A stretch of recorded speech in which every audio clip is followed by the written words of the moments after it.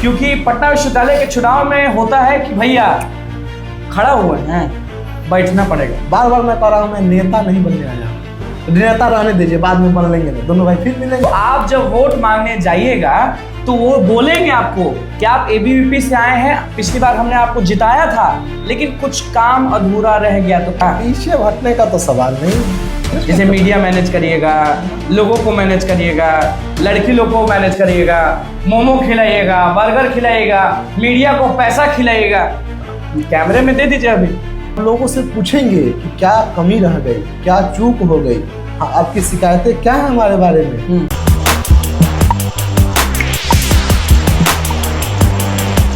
Patna university election 2026 पुसू चुनाव, सब लोग का नजर पुसू इलेक्शन पर है और कैंडिडेट्स पर है। सारे जो पटना यूनिवर्सिटी के लोग हैं, जो स्टूडेंट्स हैं, वो जानना चाहते हैं कि वो जो कैंडिडेट खड़े हुए हैं वो क्या पढ़ाई करते हैं, किस बैकग्राउंड से आते हैं और क्या किए हैं और क्या करेंगे। ये बहुत जरूरी है। तो नमस्कार, मैं अनुकूल तिवारी और आप वॉइस हब देख रहे हैं। हमारे बगल में गुंजेश कुमार जी हैं और गुंजेश जी एबीवीपी से वाइस प्रेसिडेंट के कैंडिडेट हैं। गुंजेश जी, बहुत बहुत स्वागत है आपको वॉइस हब पर। लोग जो हैं यूनिवर्सिटी के, जो आपके लोग हैं, आपके भाई बहन जो हैं, वो जानना चाहते हैं सबसे पहले कि गुंजेश कौन है। कौन है गुंजेश, क्या पढ़ा है, अभी क्या पढ़ रहा है और क्या कर रहा है। मतलब पहले वही है कि क्या पढ़ता है, क्या करता है। बहुत बहुत धन्यवाद अनुकूल भाई आपका, मुझे आमंत्रित करने के लिए। आपके पूरे टीम का विशेष धन्यवाद। ठीक बताया आपने, मेरा नाम गुंजेश कुमार है। मैं अखिल भारतीय विद्यार्थी परिषद से उपाध्यक्ष पद का प्रत्याशी हुआ। मेरी पढ़ाई अभी पटना विश्वविद्यालय अंतर्गत गणित के स्नातकोत्तर विभाग में तृतीय सेमेस्टर का मैं छात्र हूँ। परीक्षा तृतीय सेमेस्टर का संचालित आज से हुआ। मैं परीक्षा देकर आपके पास आ रहा हूँ जी। और विगत 5 वर्षों से पटना साइंस कॉलेज कैंपस में हम लोग एक्टिव रहे हैं। 5 सालों से, विगत 5 वर्षों से लगातार एक्टिव रहे हैं। एडमिनिस्ट्रेशन के सामने विभिन्न मुद्दाओं को लेकर प्रखर से अग्रणी भूमिका निभाए हैं, लोगों का नेतृत्व किए हैं। और हमारे कुछ साथियों ने, मित्रों ने, कुछ सीनियर्स ने ऐसा मुझे सुलझाया, समझाया कि आप जो है सेंट्रल पैनल के कैंडिडेट होइए। साइंस कॉलेज कैंपस का रिप्रेजेंटेशन विगत 2 चुनाव से, आप तो हमारे विश्वविद्यालय के चुनाव को बहुत नज़दीक से कवर किए ही हैं। वो 22 का चुनाव हो, 25 का चुनाव हो, हमेशा से मेरे साइंस कॉलेज कैंपस का रिप्रेजेंटेशन सेंट्रल पैनल पे हो नहीं सका है। आखिरी रिप्रेजेंटेशन 2019 के चुनाव में हुआ था। अच्छा, उसके बाद से 2 चुनाव हम लोग रिक्त रह गए। इस बात का मलाल कहीं ना कहीं कैंपस के तमाम लोगों के अंदर है। जो काहे नहीं साइंस कॉलेज, क्यों साइंस कॉलेज इतना बड़ा कैंपस, इतना ज्यादा स्टेक होल्डर रखते हुए भी एक सेंट्रल पैनल कैंडिडेट हम लोग नहीं भेज पाते हैं। तो हम लोगों ने आपस में एक बैठक तय की। लोगों ने मुझे सलाह दिया, उन लोगों का आशीर्वाद हुआ। सारे सीनियर्स, बैचमेट्स, जूनियर्स, सब लोगों ने सब सहमति से मुझे यह प्रस्ताव किया कि आप चुनाव में मैदान में जाओ, हम लोग आपके साथ मजबूती के साथ खड़े रहेंगे। उनका विश्वास है, उन्हीं के विश्वास के भरोसे। बिल्कुल, जितना हमने पता किया है कि आपके बैकग्राउंड के बारे में, क्योंकि हम जब भी किसी का इंटरव्यू लेते हैं या फिर कुछ भी, तो आपके पिताजी शिक्षक हैं, तो स्वाभाविक है कि आप एक मिडिल क्लास फैमिली से आते हैं। तो शिक्षक का बेटा कैसे लड़ेगा, कैसे डटा रहेगा, क्योंकि पटना विश्वविद्यालय के चुनाव में होता है कि भैया खड़ा हुए हैं, बैठना पड़ेगा। फोन आ सकता है, अभी भी ये इंटरव्यू के बीच में आप फोन रखे होंगे तो फोन बज जाएगा कि इंटरव्यू दे रहा है जी, इंटरव्यू बंद करो, चलो वाइस प्रेसिडेंट के नाम से वो तो पीछे हटो। तो क्या करेगा शिक्षक का बेटा, लड़ेगा? पीछे हटने का तो सवाल नहीं है, पीछे डटे रहेगा, डटना ही है। और सब लोग मिलकर ही प्रत्याशी का चयन किया है ना। क्या सबसे पहला बदलाव लाना चाहते हैं एक लीडर होने के नाते, एक कैंडिडेट होने के नाते, जब आप वाइस प्रेसिडेंट बनने का ख्वाब देख रहे हैं, हो सके बन जाएं, हो सके ना बने, तो क्या दिमाग में चल रहा है कि जब वाइस प्रेसिडेंट हम बनेंगे तो सबसे पहले ये बदलाव बहुत ज़रूरी है यूनिवर्सिटी में? देखिए, सवाल है लीडर बनना और नहीं बनना हमारे रुचि का विषय है भी नहीं। ऐसा नहीं है कि लीडर हो जाएंगे तो क्या होगा, नहीं होंगे तो क्या होगा। ऐसा नहीं है कि हम उपाध्यक्ष का प्रत्याशी हो गए तो हम साथ में आसमान पे चले गए हो, हृदय मेरा प्रफुल्लित हो गया हो, चुनावी मैदान में न आते तो शोक की गर्त में डूब गए होते। ऐसी स्थिति नहीं है। मैं बिल्कुल तटस्थ था अपनी चीज़ों को लेकर अंत तक, कि मैं मानता हूं कि हर छात्र को, पटना विश्वविद्यालय गौरवशाली विश्वविद्यालय रहा है हमारा, हर छात्र को इतना सशक्त तो होना ही चाहिए कि वह किसी प्रतिनिधि से खुद को कम ना आके। अच्छा, हमारा यह सौभाग्य भले हो सकता है कि हम छात्र संघ यूनियन में चले जाएं, कोई छात्र कार्यालय का मोहताज न हो, उसके अंदर इतना गट्स तो होना चाहिए। स्टूडेंट की बात है, स्टूडेंट्स की बात कर रहे हैं। वह कोई छात्र किसी छात्र प्रतिनिधि से कम ना आके, यह हम लोगों को दिन रात जगाते हैं लोगों को कि तुम अपनी शक्ति को पहचानो, कि तुम, खासकर पटना साइंस कॉलेज कैंपस के लोगों से हम अपील करते हैं कि तुम्हारा एक गौरवशाली इतिहास रहा है, बौद्धिक चेतना खत्म हो गई है। बड़ा दुख होता है इस विषय पे बात करते हुए कि हम लोग बुद्धिजीवी हुआ करते थे, वह चेतना हमारी मर गई है। अच्छा, और जहाँ तक सुधार की बात है, तो प्रशासन में बैठे लोग जितनी अनियमितताएं व्याप्त हैं, विश्वविद्यालय स्तर पे हो, महाविद्यालय स्तर पे हो, विभागीय स्तर पे हो, ऐसा नहीं है कि सब लोग बुरे हैं।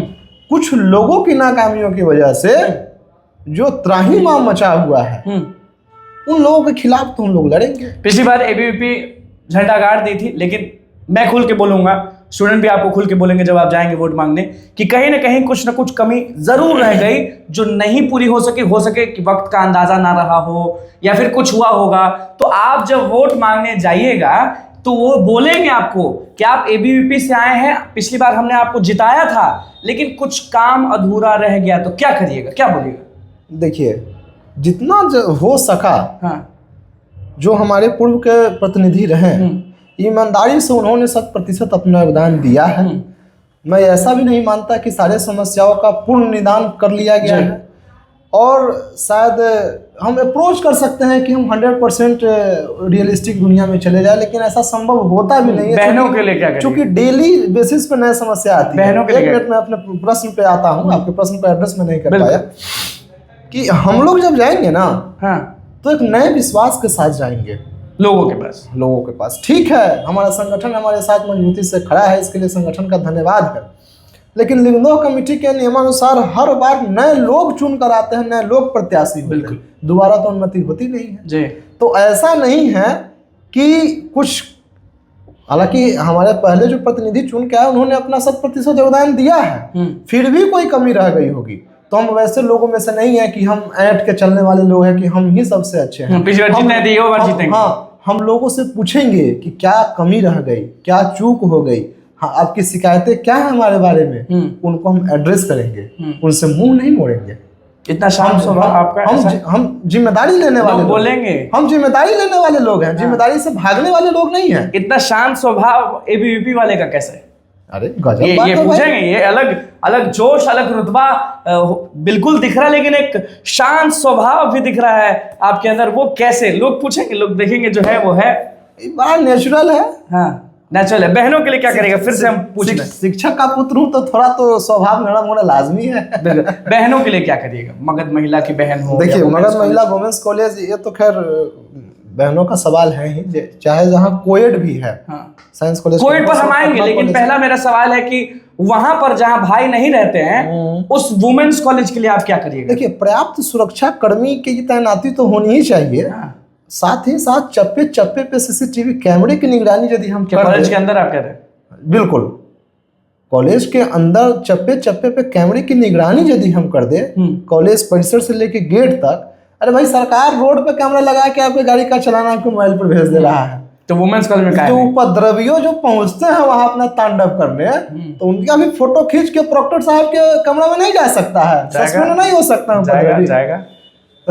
जब गाड़ी का चालान हम काट सकते हैं, तो चेहरे का स्कैनिंग भी हम कराएंगे। हाँ, लाठी लेके पहुंचिएगा वहां तक, प्रोक्टर साहब के कार्यालय में फोटो पहुंचेगा, अशोकोज आपको होगा, जी भी होगा। हाँ, भय बिनु होत न प्रीत कहा गया है, बिना भय का प्रीत संभव नहीं है, कुछ ना कुछ सुधार के लिए भय तो दिखाना पड़ेगा। अच्छा, लड़कियां जब भी हमारे चैनल पे ओपिनियन दे रही हैं, सबसे ज्यादा पानी का शिकायत है वुमेन्स कॉलेज की लड़कियों का, तो वो पानी का शिकायत, पीने के पानी का शिकायत हो रहा है। देखिए, हम लोग शुरू से ही इस मामले पे पटना विश्वविद्यालय का जो निर्माण विभाग है, उनके अभियंताओं लोगों से भी हम लोग की बैठकें होती रहती हैं, अनौपचारिक तरीके से, क्योंकि औपचारिक तो ऐसा कोई प्रतिनिधि है नहीं हम लोग, तो होता क्या है कि कैंपसेस के अंदर पब्लिक टॉयलेट और पब्लिक ड्रिंकिंग वाटर पॉइंट ये इसेंशियल चीज़ है, ह्यूमन नीड्स है, बेसिक नीड्स है। वो विजिटर्स के लिए हो, स्टूडेंट्स के लिए हो, टीचर्स के लिए हो, स्टाफ्स के लिए हो।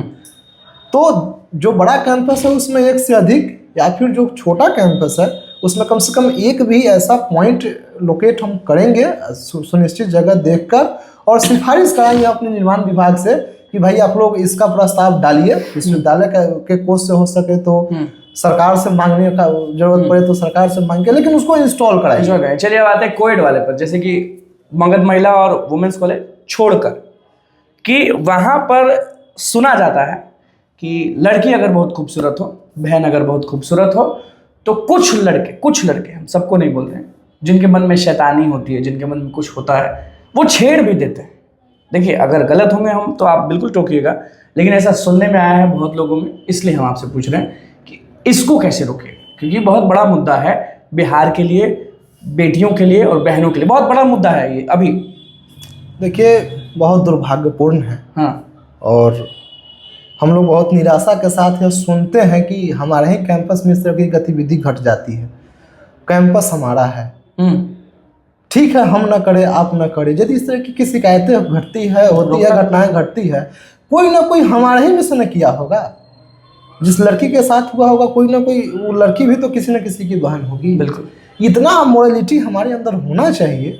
हम लोग ग्रेजुएशन और पोस्ट ग्रेजुएशन के स्टूडेंट्स हैं, हाँ, सामाजिक जिम्मेदारी तो लेनी पड़ेगी हमको।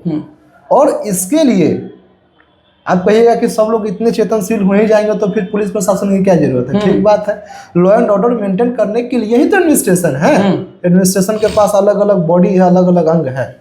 तो होता क्या है ना कि एक शिकायत कॉलेज एडमिनिस्ट्रेशन से भी हमारा है, सख्त वो निर्णय नहीं ले पाते हैं। हाँ, जो लोग गलत कर रहे हैं उनको चिन्हित कीजिए।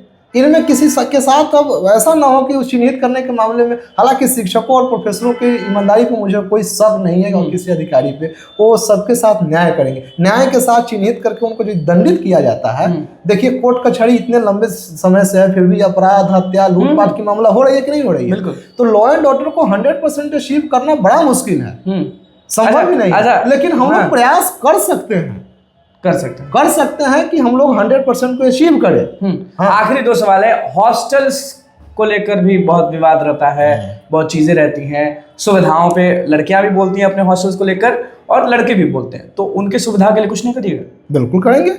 देखिए हॉस्टल की जो जर्जर स्थिति है ना, आए दिन आप लोग भी खबर चलाते रहते हैं कि शौचालय की स्थिति ठीक नहीं है, पेयजल की व्यवस्था ठीक नहीं है, स्वीपर पर्याप्त मात्रा में नहीं है, वार्डन हर हॉस्टल में होने चाहिए नहीं है, अलॉटेड स्टूडेंट्स का सही समय पे वहाँ रह जाना और सही समय पे लोगों को पहुँचा देना, जैसे सेशन स्टार्ट हुआ उस समय ही पहले रहो, उसके बाद समय हो गया तो निकलो। या फिर जब एडमिशन लेते हैं तो आप बच्चों को अलॉट करने में ही 6-6 महीने का जो वक्त ले लेते हैं।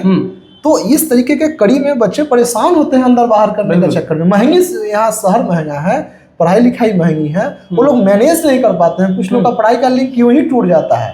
छात्रावासों में छात्राओं के लिए उनको छात्रावास आवंटन में चूंकि इतना देर न हो जाता है, और हमारे यहाँ पटना विश्वविद्यालय में 75% उपस्थिति अनिवार्य है ताकि वो आगे का काम कर सके। परीक्षा फॉर्म हो या फिर परीक्षा देने की बात हो, तो अंदर बाहर के चक्कर में सही समय पे उनका अलॉटमेंट नहीं हो पाता है, वो रह नहीं पाते हैं, क्लास नहीं कर पाते हैं, इसके चक्कर में उनका एकेडमिक हैम्पर हो जाता है। चलिए आखिरी सवाल, और एकदम मिर्ची वाला सवाल जी, कि भैया आखिरी दिन जो वोटिंग वाला होगा उसके पहले हमको क्या दीजिएगा और उधर क्या दीजिएगा?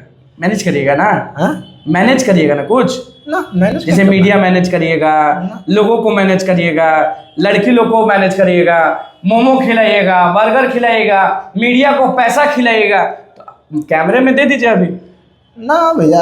हमारे पास लास्ट में फिर नहीं बोलिएगा, हमारे पास पैसा ना, लास्ट में फिर नहीं बोलिएगा कि मैनेज करना है कुछ। रुकिए ना, बताते हैं मैनेज क्या। सवाल तो सही है, एकदम जायज सवाल है, परफेक्ट एकदम। हम कहीं भटक नहीं रहे हैं। हम असेंबली और पार्लियामेंट का चुनाव नहीं कंटेस्ट कर रहे हैं। हम छात्र संघ में छात्र प्रतिनिधि होने के लिए छात्रों के बीच छात्रों को मैनेज, जैसे गलत शब्दों में ना पकड़िए, मैनेज शब्द का बड़ा गलत ट्रेंड हो गया है।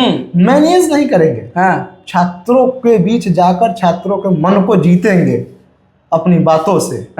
यदि सक्षम हो सके, लगा छात्रों को कि हमारा बेहतर प्रतिनिधित्व करता हो सकता है, बार बार मैं कह रहा हूँ, मैं नेता नहीं बनने आया हूँ।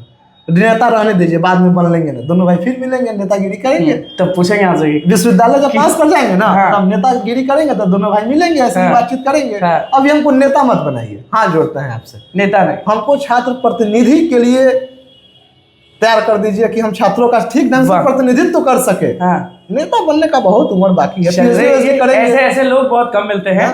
और कैंडिडेट है भैया, वाइस प्रेसिडेंट के कैंडिडेट हैं, कुछ अपील करना चाहेंगे जो लोग आपको देखें? देखिए, मैं इस बार पटना विश्वविद्यालय छात्र संघ का चुनाव 28 फरवरी को रखा गया है। समय 8:30 से 2:30 बजे तक है। मैं तमाम विश्वविद्यालय में पढ़ रहे छात्र छात्राओं, रिसर्च स्कॉलर भी वोट करते हैं, उन सबों से एक विनम्र अपील करता हूं कि यह लोकतांत्रिक मूल्यों को अपने अंदर जीवित रखिए। यह हमारी आपकी जिम्मेदारी है, क्योंकि हमारा देश भारत दुनिया का सबसे बड़ा लोकतंत्र इसलिए है कि नंबर ऑफ वोटर्स के पास सबसे ज़्यादा है। जब हम नंबर ऑफ वोटर्स हमारे विश्वविद्यालय में सबसे अधिक होंगे, तभी हम ट्रू रिप्रेजेंटेटिव को चुन जिसको दिल पाएंगे। करे उसको दीजिए। बिल्कुल दीजिएगा, ट्रू रिप्रेजेंटेटिव को चुन पाएंगे और हमारा प्रतिनिधित्व सही ढंग से हो सकेगा, बेहतर प्रतिनिधित्व हो सकेगा। हम सब लोग से अपील करते हैं कि सब लोग आइए जरूर 28 फरवरी को, वोट जरूर कीजिए, अपने अपने जिम्मेदारी का निर्वहन जरूर कीजिए। लिखदो साहब हमसे आपसे तो जरूर ज्यादा काबिल रहे होंगे, जो हमारे विश्वविद्यालय में इस व्यवस्था को स्थापित किए ना, उनके प्रति सम्मान जाहिर कर दीजिए। हमारे पूर्वज बड़ा मेहनत से इस सब चीज को संजो के लाए हैं। बिल्कुल। तो चलिए भैया, पुसू इलेक्शन 2026 एक एक करके सबका दिखाएंगे और सबसे पूछेंगे कड़ा कड़ा सवाल, जवाब उनका होगा। और भैया दिमाग आप लगाइए किसको वोट देना है, हमारा काम बस है दिखाना सब चीज। बहुत बहुत धन्यवाद।